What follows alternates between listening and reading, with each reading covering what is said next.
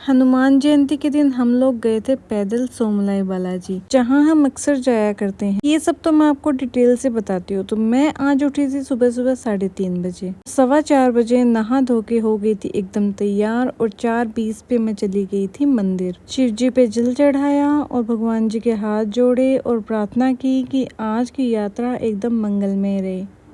क्योंकि और सभी तरह की यात्राएं तो मैंने करी है, लेकिन ये वाली पहली यात्रा थी जो इतनी मुश्किल रहने वाली थी। घर आई तो सबसे पहले मैंने ये नज़ारा देखा जो मुझे बहुत खूबसूरत लग रहा था, तो मैंने इसे कैप्चर किया।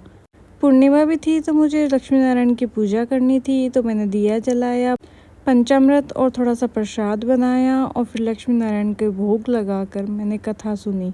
फिर बारी थी किचन का काम करने की। तो सबसे पहले तो मैंने खीर बनाई, तोरई की सब्जी बनाई, आटा लगाया और हलवा बना के सब सेट करके रख दिया था। I proud on my self कि मैंने 6:30 पे सब कुछ रेडी कर दिया था, क्योंकि आज मेरी दादी सास की दाग तिथि थी, इसलिए हमने ये सब खाना बनाया था।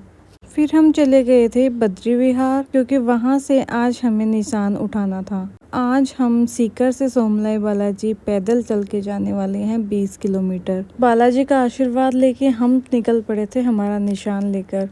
शुरुआत तो बहुत शानदार हुई थी, नाचते हंसते गाते, लेकिन फिर जब तेज धूप निकल के आई थी तब हमें पता चला और धीरे धीरे हमारी एनर्जी खत्म होने लगी। इसलिए लोग हमें जगह जगह पर जूस, छाछ, पानी और ये सब बांट रहे थे।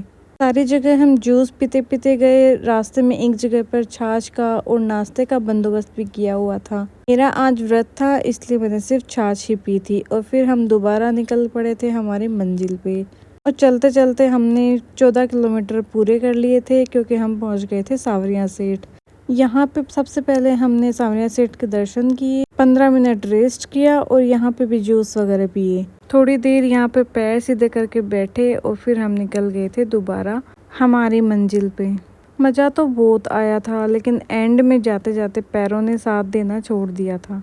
हार मानने का तो सवाल ही नहीं था। हमने हमारा सफर पूरा किया। पूरे रास्ते हम लोग बातें करते करते, भजन गाते गाते और डीजे के पीछे पीछे नाचते नाचते जा रहे थे। देखो, कहीं पे भी ऐसे ही नहीं जाया जाता। मेरा तो भगवान के मामले में यही मानना है कि जब भगवान बुलाते हैं तभी जाया जाता है। वैसे तो हम पिछले कुछ सालों में हर मंगलवार को जाया करते थे, इस बार हम काफी दिनों से जा रहे थे, तो इस बार बुलाया तो ऐसे बुलाया।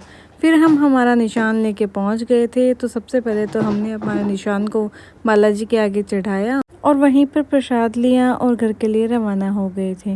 बालाजी ऐसी यात्रा हमारी करवाते रहें। मिलते हैं अगले व्लॉग में, तब तक के लिए बाय बाय। जय श्री बालाजी की।